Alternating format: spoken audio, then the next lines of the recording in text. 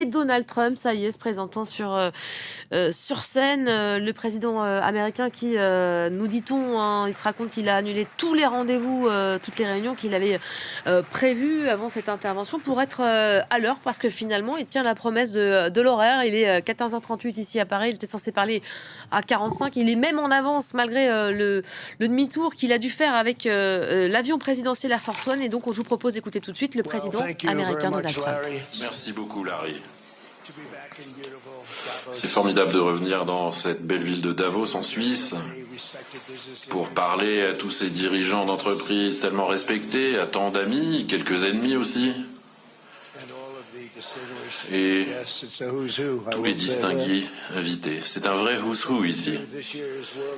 J'assiste au Forum économique mondial de cette année avec des nouvelles absolument phénoménales qui proviennent des États-Unis. Hier, c'était le premier anniversaire de ma prise de fonction et aujourd'hui, après 12 mois à la Maison-Blanche, notre économie est en pleine croissance, il y a un vrai boom de la croissance, de la productivité, des investissements, les revenus ne font qu'augmenter, l'inflation a été battue, nos frontières qui étaient ouvertes à tout vent sont maintenant fermées et quasiment impénétrables et les États-Unis sont en plein retournement économique et ça n'a jamais été pareil dans l'histoire de notre pays sous Biden. L'Amérique souffrait du cauchemar de la stagflation, c'est-à-dire une croissance faible et une inflation forte, une recette de misère, d'échec, de déclin, alors que maintenant, au bout d'à peine un an de ma politique, c'est exactement le contraire. Quasiment plus d'inflation, une croissance économique extraordinairement élevée, une croissance, et vous le verrez sans doute bientôt, une croissance comme notre pays n'a jamais connue, et sans doute aucun autre pays non plus. Donc, au cours des 3 derniers mois, l'inflation est à 1,6%, la croissance du 4e trimestre est prévue à 5,4%, bien plus élevée que même moi-même je n'aurais pu le prévoir. Depuis l'élection, la bourse a déjà dépassé 52 records, 9 000 milliards de valeurs ajoutées dans les fonds de pension, dans les fonds de pension 401K, les économies des ménages, des gens s'en tirent très bien, ils sont ravis. Depuis que j'ai pris mon poste, 1,2 million de personnes n'ont plus d'aide alimentaire.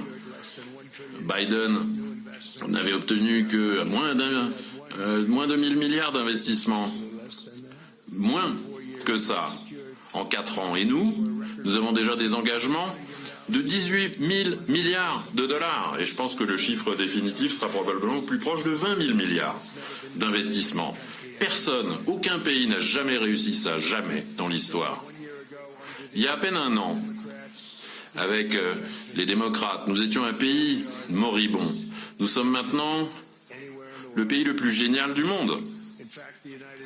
En fait, l'économie américaine est en chemin pour atteindre une croissance 2 fois supérieure à ce qu'avait prévu le FMI en avril dernier. Une croissance, avec ma politique de croissance et de droits de douane, ça devrait être beaucoup plus élevé que cela, ça pourrait. Tout ça, ce sont des nouvelles géniales.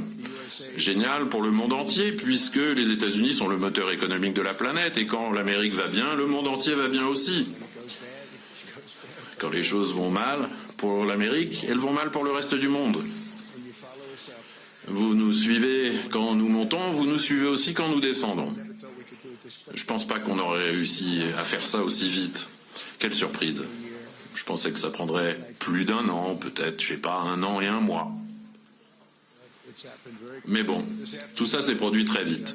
Donc cet après-midi, je voudrais vous parler de la façon dont nous recevons ce miracle économique, comme nous voulons améliorer la qualité de vie de nos concitoyens, comment nous pourrons aussi, peut-être, dans les pays dont vous venez, peut-être que vous aussi, vous pourrez aller mieux si vous suivez ce que nous faisons, puisqu'il y a des endroits en Europe qu'on ne reconnaît même plus, ils sont méconnaissables.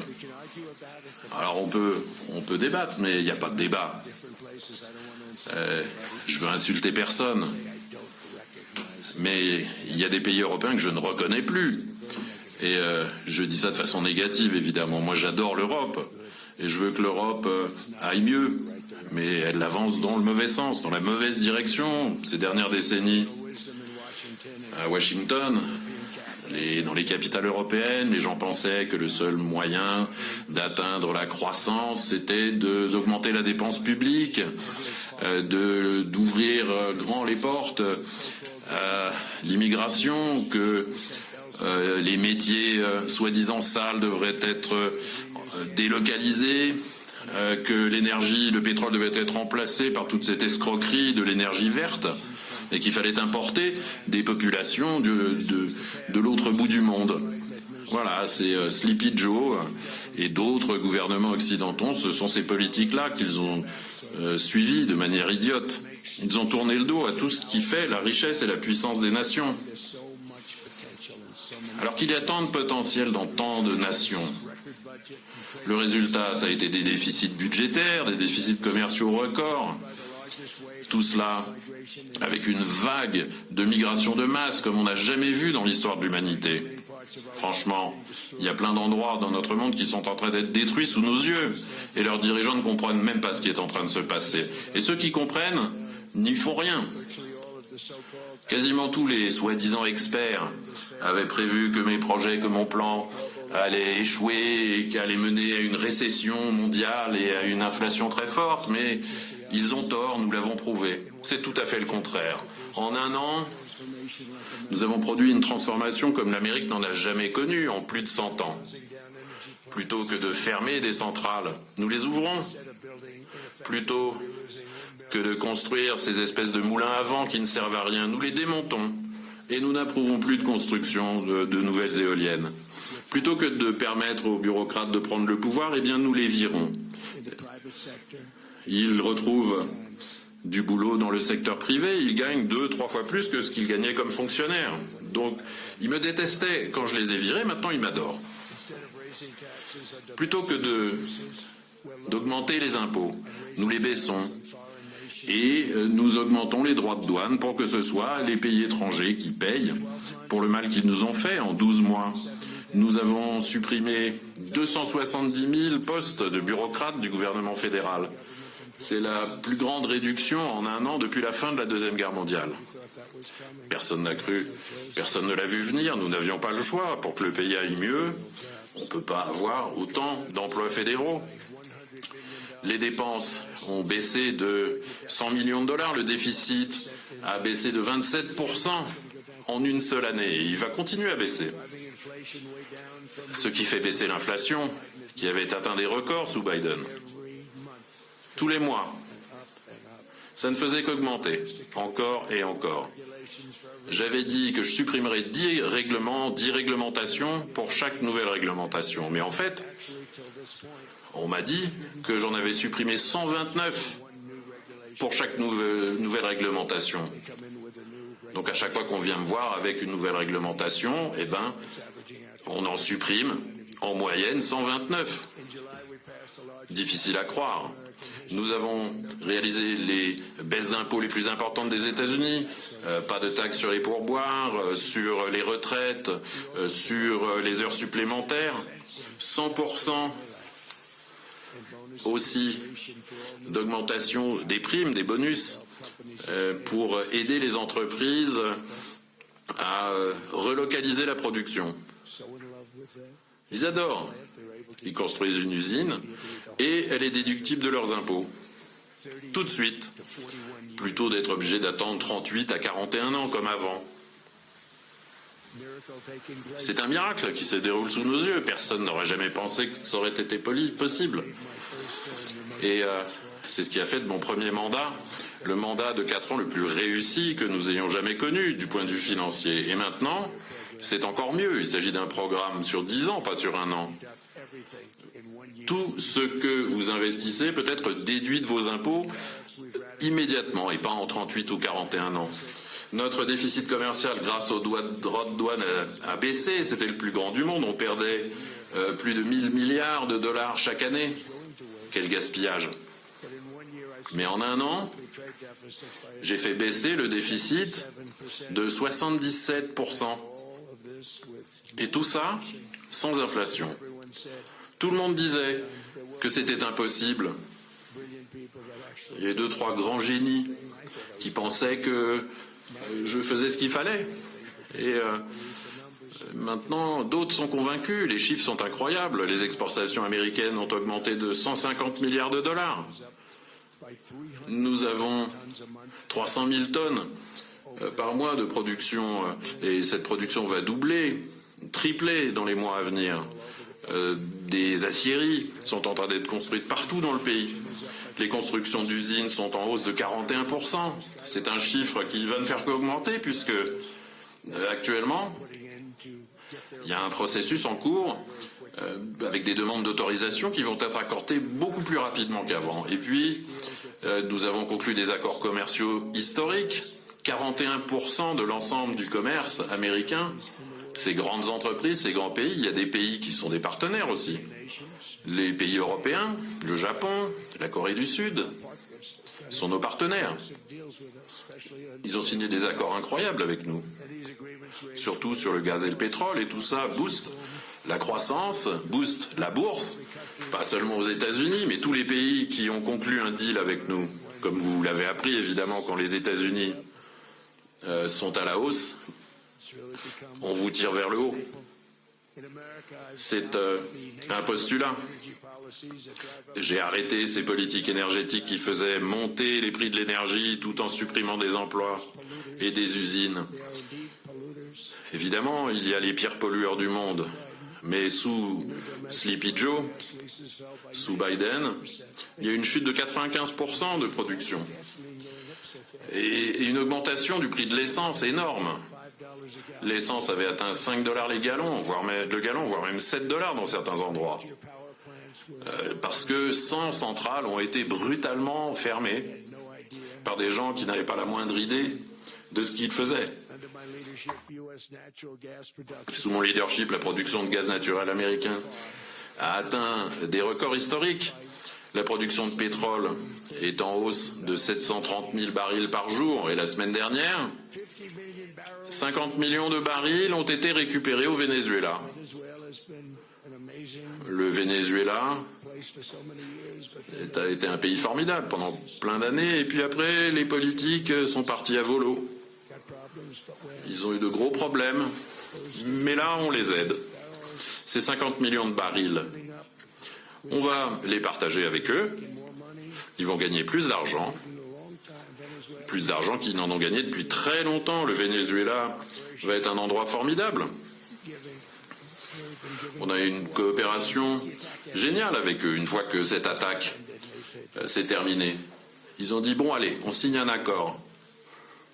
Il y a bien d'autres qui devraient suivre cet exemple. Mais le Venezuela va gagner plus d'argent dans les 6 prochains mois qu'ils n'en ont gagné pendant 20 ans. Toutes les grandes entreprises pétrolières nous accompagnent. Le leadership du pays a été très positif. Ce sont des gens très malins.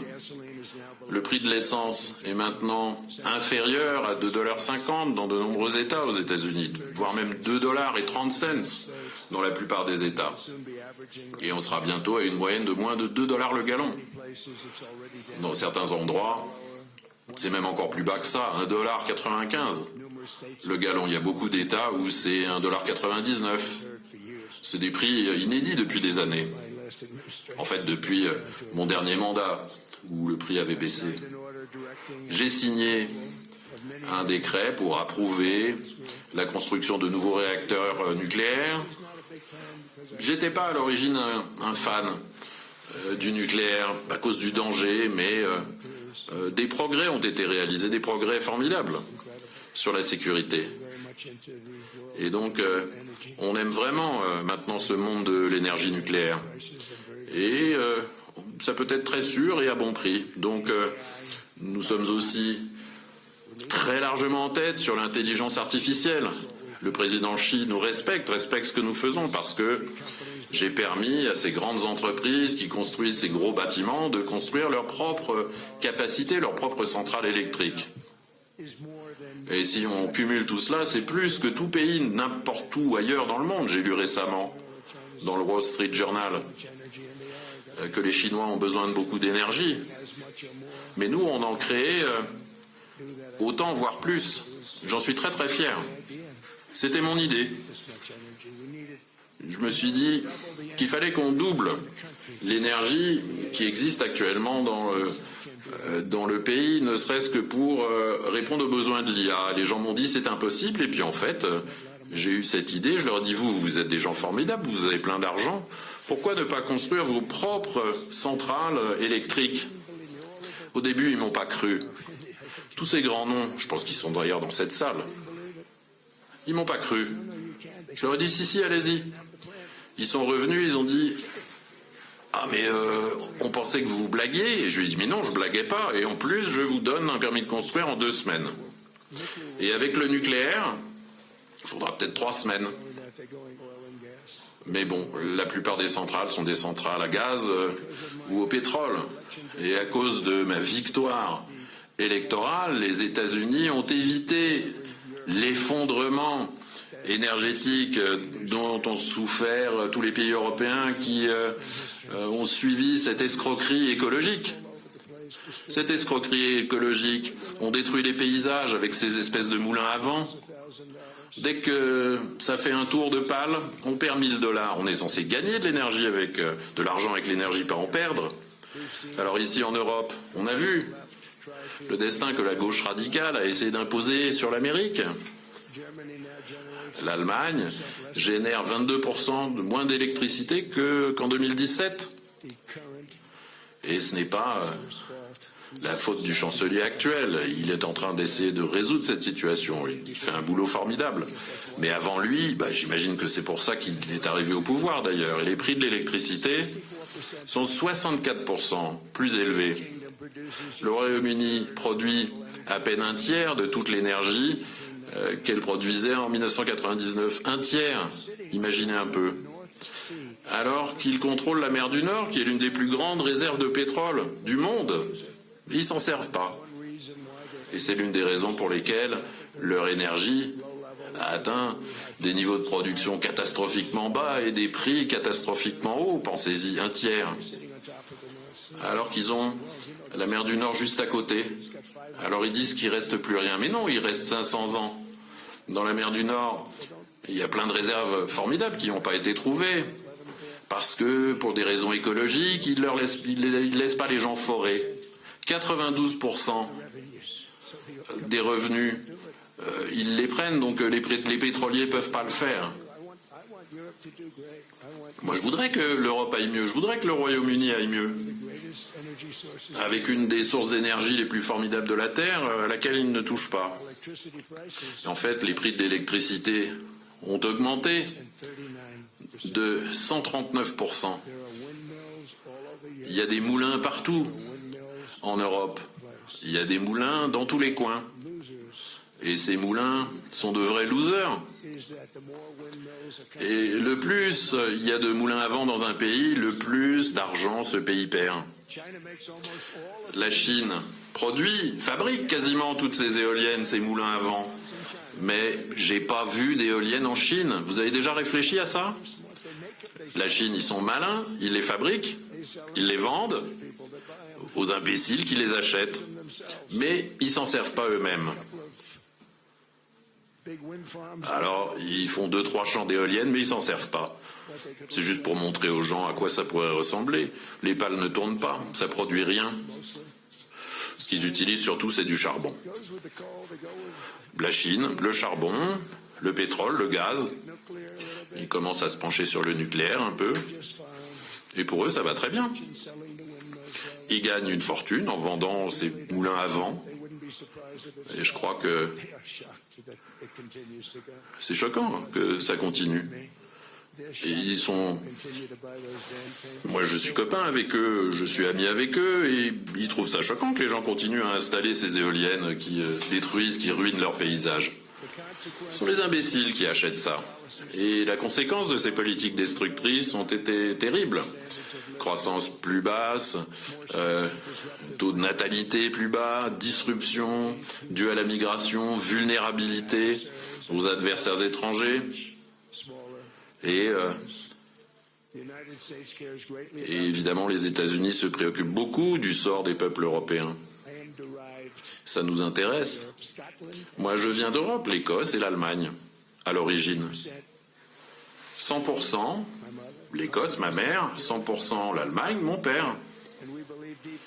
Et on croit très fortement qu'on partage des liens avec l'Europe, des liens civilisationnels, et moi je veux que l'Europe réussisse.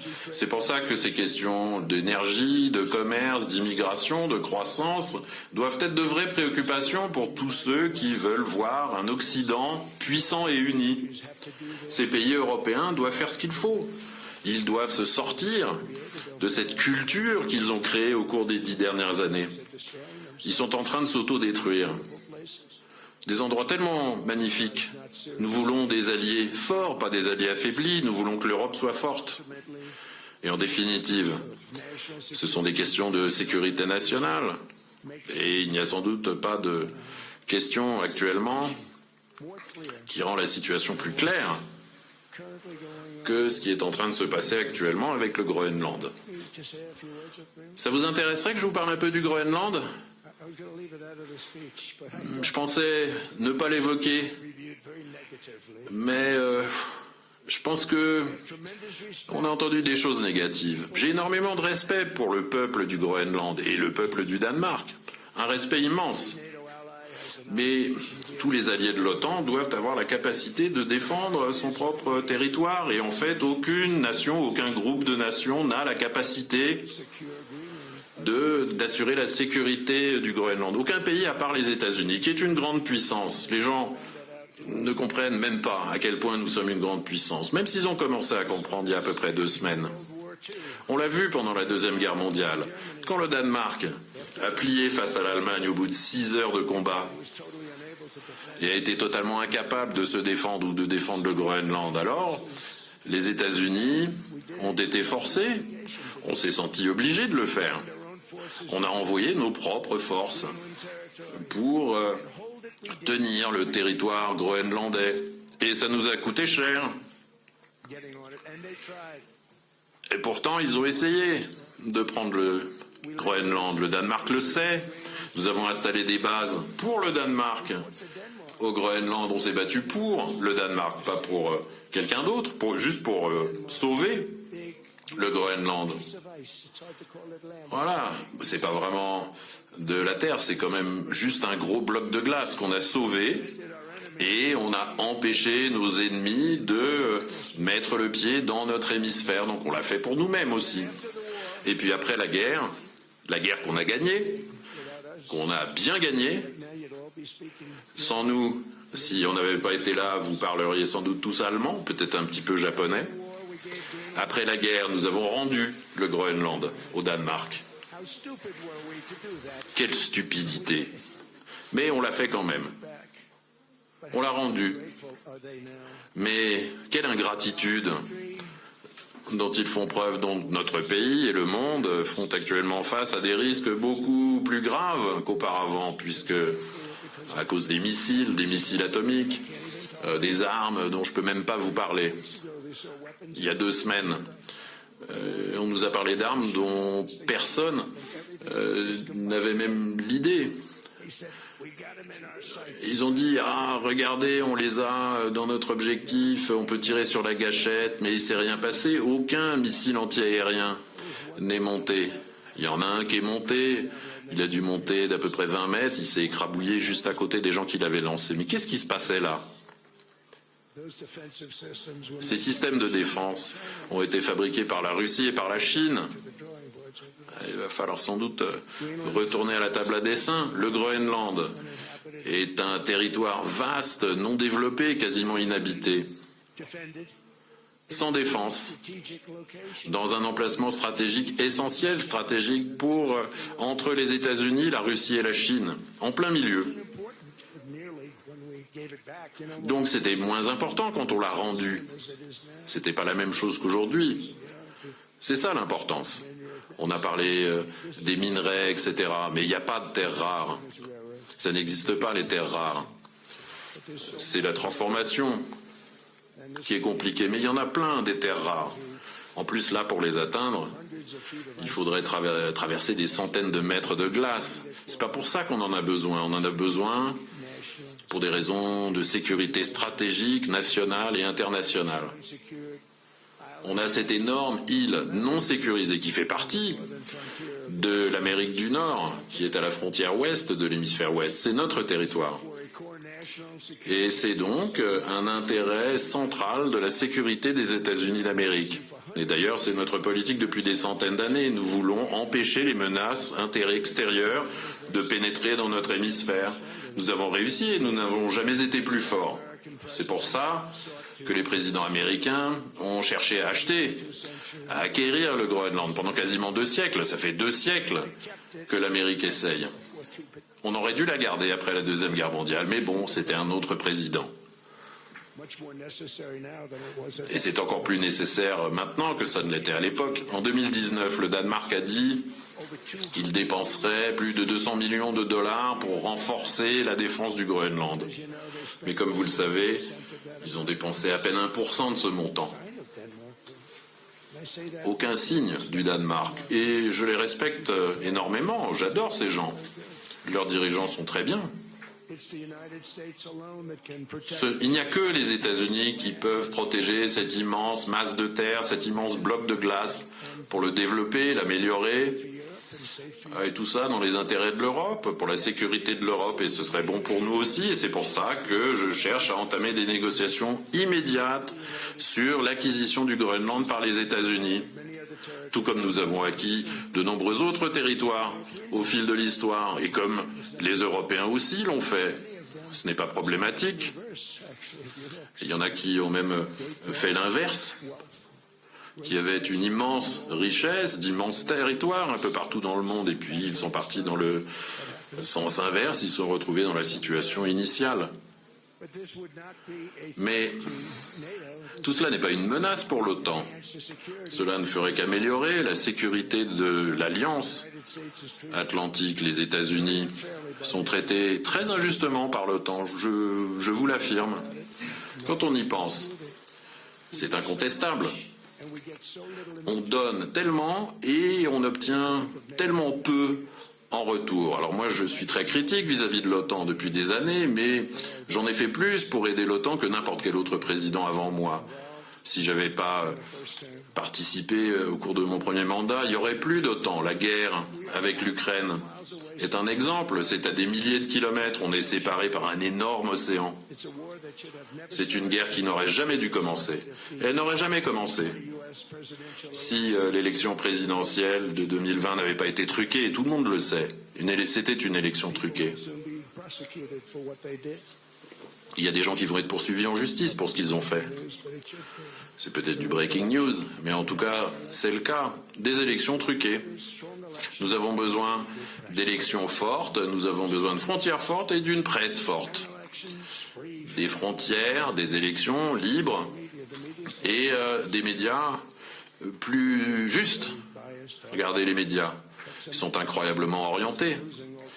Mais ces médias perdent leur crédibilité. Réfléchissez, moi j'ai gagné une victoire incroyable, y compris dans tous les swing states. J'ai également gagné en nombre de voix, et toute la presse l'a traité négativement. Quelle crédibilité ont-ils? La presse doit être plus équitable. Mais on a aussi besoin de ces autres éléments.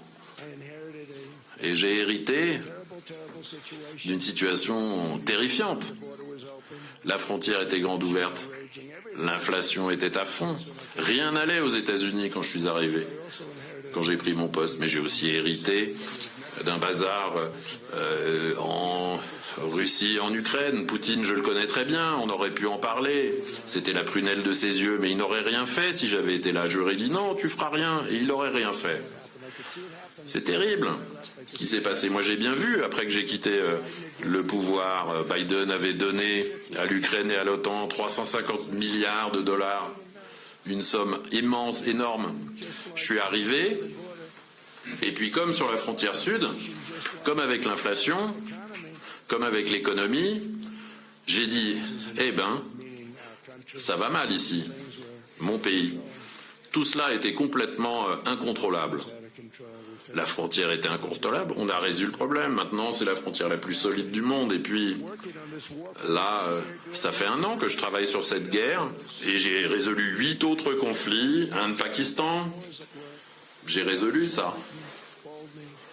Poutine m'a appelé sur l'Arménie, sur l'Azerbaïdjan. Ça faisait 35 ans que ça durait.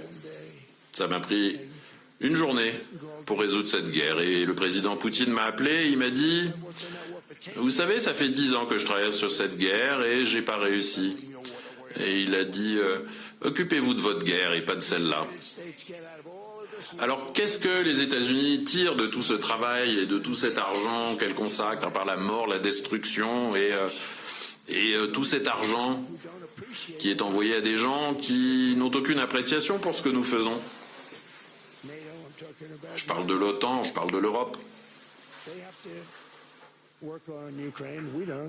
C'est à eux de travailler sur l'Ukraine. Les États-Unis, c'est très loin. On a un grand océan, un bel océan qui nous sépare. Et jusqu'à ce que j'arrive, l'OTAN était simplement... les pays étaient censés consacrer 2% de leur PIB, mais la plupart des pays ne payaient rien du tout. Les États-Unis payaient quasiment 100% de l'OTAN. Et là, j'ai mis le holà. J'ai dit c'est pas juste. Et puis, j'ai dit à l'OTAN qu'il fallait payer 5% et ils ont commencé à le faire. Tout le monde disait que c'était pas possible. Ils ont dit, oh, on dépassera jamais les 2%. Mais ils sont montés à 5% et maintenant ils payent. Ils payaient pas les 2, maintenant ils payent les 5. Et ça les renforce. Et d'ailleurs, leur secrétaire général est formidable. Il est peut-être dans cette salle. Marc, est-ce que vous êtes là? Oui, il est là. Bonjour Marc. On n'a jamais rien demandé. On n'a jamais rien obtenu. Et on n'obtiendra probablement rien d'autre, à moins que je décide d'utiliser la force. Et si on utilise la force, on serait inarrêtable. Mais je ne le ferai pas. Tout le monde fait « Oh, Dieu merci ». C'est probablement ma plus grosse déclaration du jour, parce que les gens pensaient que j'allais utiliser la force, mais j'ai pas envie d'utiliser la force, je n'utiliserai pas la force. Tout ce que les États-Unis demandent, c'est cet endroit qui s'appelle le Groenland. On l'avait déjà, on l'administrait et on l'a rendu au Danemark, il n'y a pas si longtemps que ça, après que nous ayons vaincu les Allemands, les Japonais et les Italiens dans la Deuxième Guerre mondiale, on leur a rendu. On était une grande puissance à l'époque, mais on est une encore plus grande puissance maintenant, depuis que j'ai reconstruit l'armée lors de mon premier mandat. Et je continue à le faire. Nous avons maintenant 1500 milliards de budget. Nous construisons des navires de guerre. Un navire de guerre 100 fois plus puissant que les grands navires de guerre de la Deuxième Guerre mondiale. Vous savez, ces sublimes navires, le Missouri, l'Iowa, l'Alabama. Je me suis dit qu'on pourrait peut-être les sortir du musée, les remettre en service. Ils ont dit « Oh non, monsieur, vous savez, ce sont des navires qui sont 100 fois plus puissants que ces vieux croiseurs de musée qu'on a pu voir et qu'on voit encore à la télé d'ailleurs. On les voit et on dit « Ah, formidable, quelle force !» 100 fois plus puissants, chacun de ces navires, que ces grands croiseurs, ces grands destroyers du passé. Donc voilà, on les a pas sortis des musées, pas sortis de la naphtaline. Donc, ce que l'OTAN nous a donné, c'est rien du tout, sauf d'avoir protégé l'Europe de l'URSS et maintenant de la Russie. On nous a jamais rien donné pour ça. On a juste payé, on a payé pendant des années jusqu'à ce que j'arrive. On a payé 100% des frais de l'OTAN puisqu'ils ne payaient pas leurs factures. Tout ce qu'on demande, c'est le Groenland en pleine propriété. Il faut la pleine propriété pour pouvoir défendre un territoire. On ne peut pas le défendre si on n'a qu'un bail. On ne peut pas le défendre d'un point de vue légal, juridique. Et puis psychologiquement, qui souhaite défendre un accord de licence ou un contrat de location sur un gros bloc de glace au milieu de l'océan, où si jamais il y avait une guerre, l'action se déroulerait là. Réfléchissez-y, ces missiles passeraient juste au-dessus du milieu de ce bloc de glace. Nous, tout ce qu'on veut, de la part du Danemark pour la sécurité nationale et internationale et pour garder nos ennemis à distance qui sont potentiellement dangereux. C'est cette terre sur laquelle on va construire le dôme d'or le plus énorme jamais construit. Ça va être un dôme d'or qui, par sa nature même, défendra le Canada.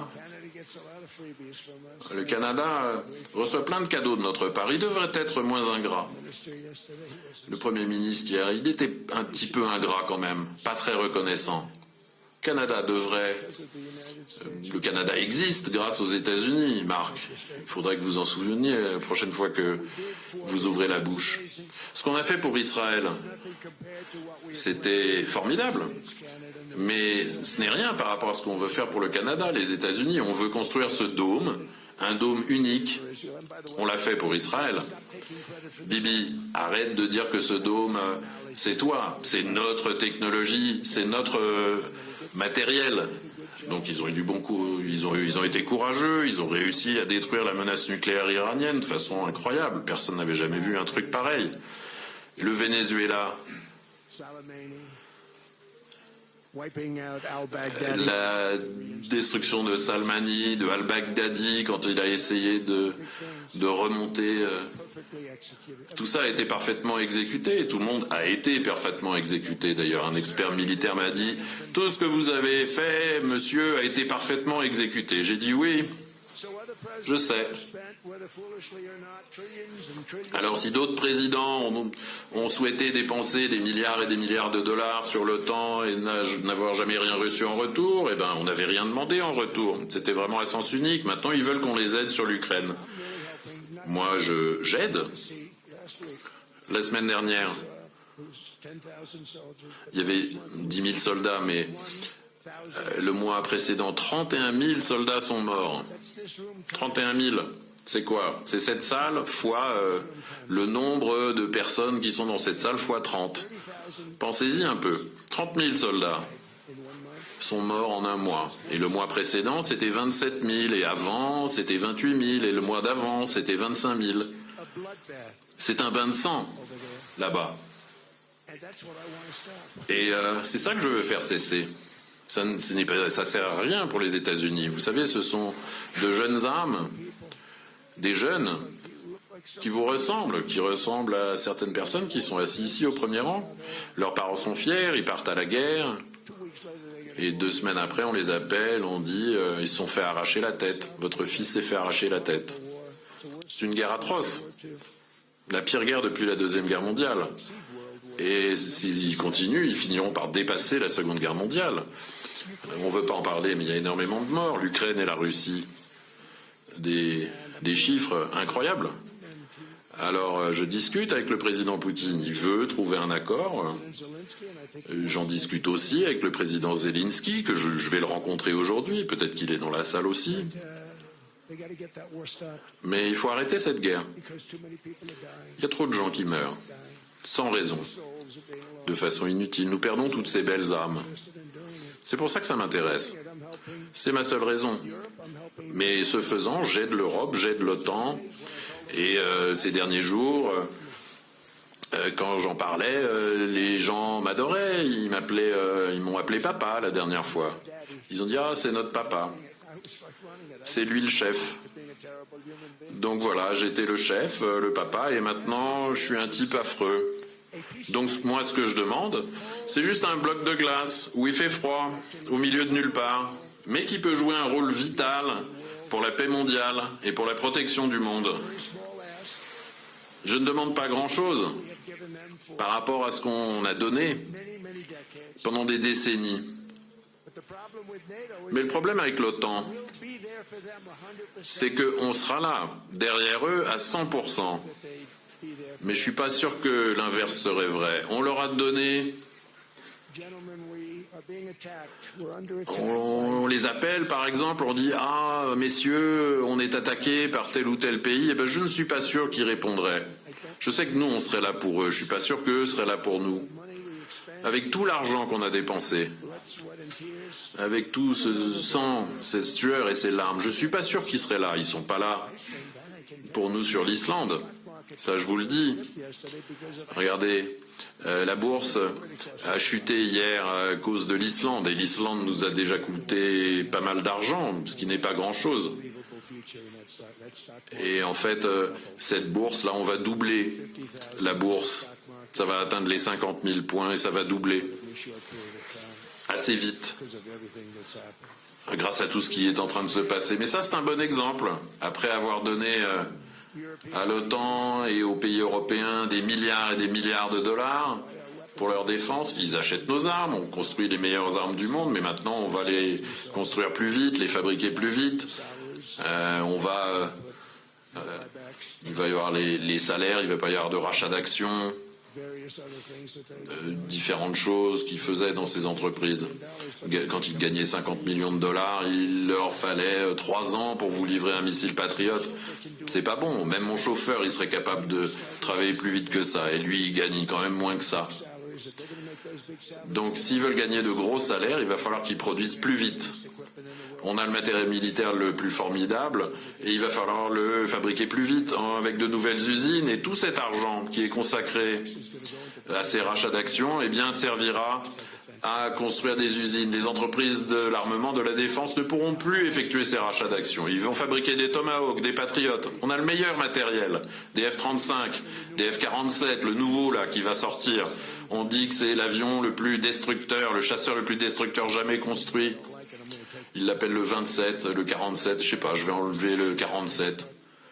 Pourquoi ils l'ont appelé 47? Mais ça me plaît pas.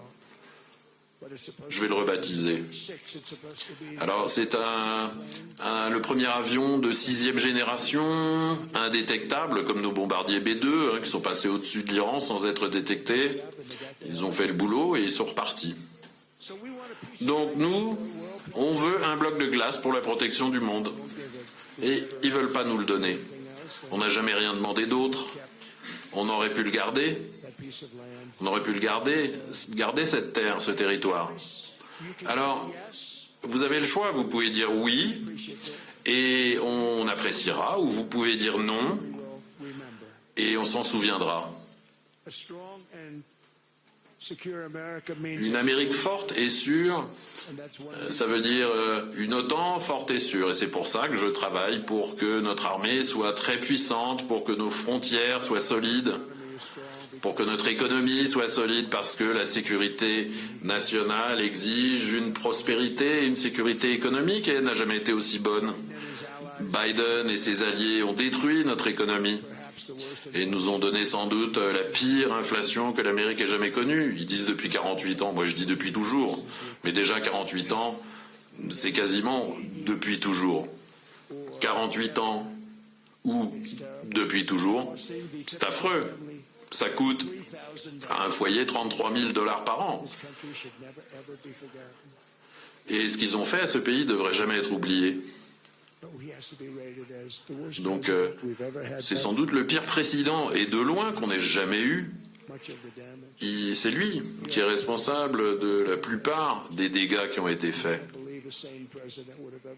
Il était idiot, sans doute un peu dérangé, puisque personne n'aurait pu faire ça. On regardait aussi, là maintenant on fait baisser le prix des loyers, le prix des emprunts immobiliers, le prix des soins médicaux. On a fait un boulot formidable en 12 mois. Avec ma politique de la nation la plus favorisée sur les prix des médicaments, le prix des médicaments sur ordonnance a baissé de quasiment, parfois de 90%, ça dépend comment on calcule, on peut même dire 5, 6, 7, 800% de baisse. Il y a deux façons de calculer le pourcentage. Mais on a une politique de la nation la plus favorisée, personne n'a réussi à l'obtenir, moi je l'ai obtenu, et donc il a fallu que j'utilise des droits de douane, puisque le gens disent « Ah non, on ne veut pas ». Donc par exemple une pilule qui coûte 10 $ à Londres et 230 $. Une pilule à 10 $ à Londres coûte 130 $ à New York ou à Los Angeles. Et là j'ai dit, c'est dingue. Et mes amis me disaient, tu peux aller à Londres, acheter ce médicament pas cher, partout dans le monde tu peux l'acheter moins cher, parce que en gros l'Amérique subventionnait tous les pays du monde, parce que les présidents l'ont permis. Donc J'ai montré des dents, là, j'ai appelé Emmanuel Macron. Hein? Je l'ai vu hier avec ses magnifiques lunettes de soleil. Qu'est-ce qui s'est passé? Bon, je l'ai regardé. Il faisait le dur. Mais bon, à 10 $ la pilule, et je lui ai dit, Emmanuel, et tous les labos pharmaceutiques étaient d'accord. Pas d'accord, ils sont malins, ça fait des années qu'ils nous escroquent comme ça. Mais ils ont fini par abandonner, ils ont dit, ah oui, mais les pays n'approuveront jamais tout ça. J'ai dit, bah pourquoi? Ils ont dit, mais non, ils ont dit, on veut pas payer plus. Voilà, récupérez votre argent aux États-Unis. Donc nous, nos prix n'ont cessé d'augmenter. Donc on payait 13, 14, 15 fois plus que certains autres pays. Alors j'ai dit, non, non, ils seront d'accord à 100%. Et je le garantis, les labos me disaient mais non. Et j'ai commencé avec Emmanuel, vous le savez sans doute. Je l'aime bien, Emmanuel. Et je lui ai dit, Emmanuel, il va falloir que tu augmentes le prix de cette pilule. Il va falloir que ce soit 20, 30 $ peut-être. Donc tu vas doubler le prix de ces médicaments sur ordonnance, tripler ou quadrupler peut-être. Pas facile. Il a dit non, Donald, je veux pas faire ça. J'ai dit aussi tu vas faire ça à 100%. Il a dit non, non, non. Tu me demandes de doubler. Je lui dis Emmanuel, tu profites des États-Unis depuis 30 ans sur ces médicaments. Tu vas devoir le faire. J'ai aucun doute. Et je suis même à 100% sûr que tu vas le faire. Il fait non, non, non, je le ferai pas. Alors, on lui disait il faut doubler ou tripler parce qu'évidemment, il faut pas les États-Unis. Il faut que eux montent un peu et puis nous on veut bien baisser. Donc disons nous on est à 130, eux ils sont à 10. Donc eux ils passent à 20 ou 30, pas plus. Je lui ai dit Emmanuel, tu vas juste doubler ou tripler. Et il fait non, non, non. Je lui ai dit écoute, je t'explique Emmanuel, tu vas le faire et tu vas le faire rapidement. Sinon, je colle 25% de droits de douane sur tout ce que tu vends aux États-Unis et 100% sur tes vins et tes champagnes. C'est-à-dire à peu près 10 fois plus que ce que je demande. Et tu vas le faire. Alors je voulais pas en parler en public, mais tu vas peut-être me forcer à le faire. Il a dit ok, je le ferai. Ça m'a pris 3 minutes, en gros, par pays. Je leur expliquais la même chose. Je leur ai dit, tu vas le faire. Ils disaient, ah non, non, non, on fera pas ça. Vous me demandez de doubler le prix de ces médicaments? J'ai dit, ah oui, absolument. Parce que vous nous baisez depuis 30 ans là-dessus. Et ils ont dit, ah non, on le fera pas. J'ai fait, oui, oui, c'est bien. Lundi matin, je vous colle 25, 30, 50, je donnais un chiffre différent à chaque pays. C'est aussi une question de sécurité nationale. C'est pas juste, on va pas subventionner le monde entier. Et chacun de ces pays a été d'accord pour le faire. Donc voilà, ce sont toutes les choses que j'ai pu faire. Nous payons aujourd'hui des prix beaucoup moins élevés. Les prix des médicaments vont baisser jusqu'à 90%. Alors on pourrait dire 1000%, 2000%, tout dépend de la méthode de calcul. Imaginez 90%, c'est énorme. En tout cas, les prix des médicaments vont baisser dans tous les pays. Voilà, ça a été fait. Et sans les droits de douane, je n'y serais pas arrivé. Après le déclin sous Biden, les revenus sont en augmentation, 2 000, 3 000, 5 000 $. La propriété a toujours été un symbole aux États-Unis, un indicateur de la bonne vigueur de l'économie. Et puis les choses sont devenues très difficiles sous Biden parce que les taux d'intérêt étaient particulièrement élevés. Aujourd'hui, j'agis pour que nous puissions revenir à ce rêve américain qu'est la propriété. Nous investissons. Il y a des investisseurs ici dans cette salle. J'ai des amis. Je vous ai vu. Je sais que vous êtes présents ici. Et vous avez également les Américains investissaient lorsqu'ils le pouvaient. Et vous savez, aujourd'hui, ce que l'on voit, c'est que c'est les problèmes de dépréciation sur les prix des maisons qui sont souvent rachetés par des entreprises. On voit des entreprises qui achètent 500 maisons par-ci, des milliers de maisons, et cela entraîne la chute des prix. Et c'est évidemment injuste pour des gens qui travaillent dur. Ces maisons sont construites pour des familles et non pas pour des entreprises. L'Amérique ne doit pas venir une entreprise qui loue, où les gens vivent dans des maisons ou dans des appartements qu'ils louent. C'est injuste, ce serait complètement injuste. Il faut que les gens puissent acheter leur logement. Et nous sommes en train de travailler pour passer de nouvelles lois. L'une des grandes barrières, c'est la dette, et également ce sont les taux d'intérêt extrêmement élevés sur les cartes de crédit, des taux d'intérêt qui sont imposés sur les Américains, 28%, 30%, 31%, 32% d'intérêt. C'est absolument énorme. Pour aider nos citoyens, pour se remettre du désastre causé par Biden, qui était un président affreux, absolument affreux, je demande au Congrès de limiter les taux d'intérêt sur les cartes de crédit à 10% pendant une durée d'1 an. Cela devrait aider des millions d'Américains avec leur épargne. Ils ne le savent même pas. Ils ne savent pas qu'ils payent 28% d'intérêt. Et c'est ainsi qu'ils finissent par être obligés de renoncer à leur logement. Je travaille également sur l'importance des cryptos. Je veux que l'Amérique reste la capitale des cryptos. J'ai récemment fait passer une loi sur la structure et sur la réglementation des marchés des cryptos.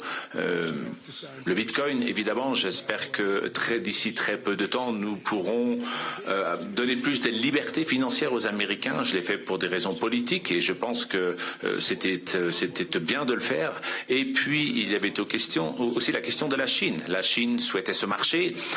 Comme il souhaite le marché de l'IA, on a verrouillé ce marché. Je ne l'ai pas fait. Biden était contre. Et avant l'élection, lorsqu'ils ont réalisé qu'il y avait des millions de personnes qui votaient contre eux à cause des cryptos, se sont mis à adorer les cryptos. Mais c'était trop tard. C'était trop tard. C'est quelque chose qui est politiquement populaire. Mais avant tout, il faut verrouiller ce marché avant que les Chinois ne verrouillent ce marché. Et je suis très heureux d'avoir pu le faire. Et puis pour terminer, j'ai demandé aux institutions de racheter des prêts pour remonter ou faire baisser les taux d'intérêt sur les prêts immobiliers. Voilà, on avance. On avance.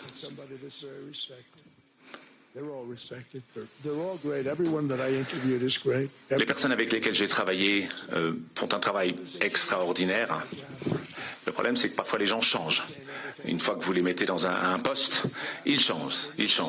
Voilà, ils savent qu'ils sont là pour 6 ans, et puis tout va bien. Et puis on va monter les taux d'intérêt. Ben non, c'est incroyable de voir comment les gens changent quand ils sont à un poste. Une fois qu'ils ont ce poste, je ne sais pas si c'est un manque de loyauté.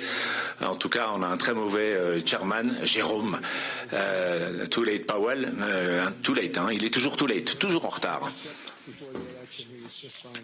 Sauf avant l'élection. Juste avant l'élection, ça allait. Mais voilà, on va trouver quelqu'un de très bien. Et j'espère que cette personne fera du bon travail. On a fait énormément de travail, je l'expliquais tout à l'heure, sur les crédits immobiliers, avec des progrès. Vous savez, on n'en parle pas beaucoup de l'immobilier. J'essaye d'être protecteur de ceux qui sont propriétaires de leur maison.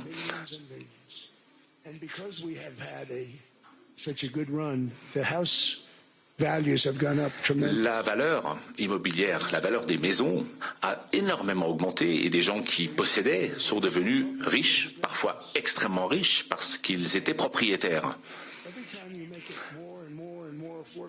Et à chaque fois que vous permettez aux primo-accédants d'acheter, cela a un impact néfaste sur ceux qui ont déjà. Et moi, je ne veux pas que mes actions aient un impact négatif sur la valeur des immobilières dont les gens disposent aujourd'hui. On a énormément de gens qui ont acheté, qui ont épargné toute leur vie, qui ont travaillé dur et qui ont aujourd'hui des maisons qui valent 5, 6, 700 000 $. Et on ne veut pas détruire la valeur de ces maisons. Ça serait complètement injuste.